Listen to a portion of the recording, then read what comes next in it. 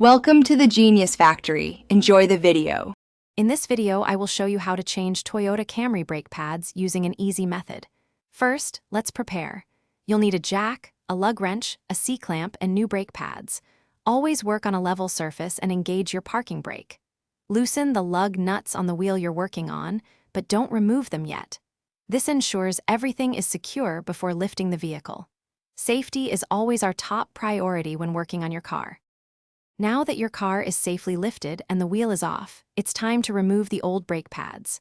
First, locate the two caliper guide pins, usually secured with a small bolt, and remove them. Gently slide the entire brake caliper assembly off the rotor. Be careful not to let it hang by the brake line. Support it with a bungee cord or wire. Then, simply pull out the old brake pads from the caliper bracket. They should slide out easily. With the old pads out, let's install the new ones. Before inserting the new pads, use a C-clamp to slowly compress the caliper piston back into its housing. This creates space for the thicker new pads. Next, install any new shims and anti-rattle clips that came with your new pads. Then, carefully slide the new brake pads into the caliper bracket. Finally, reposition the caliper over the rotor and reinsert and tighten the two guide pins. You're almost done.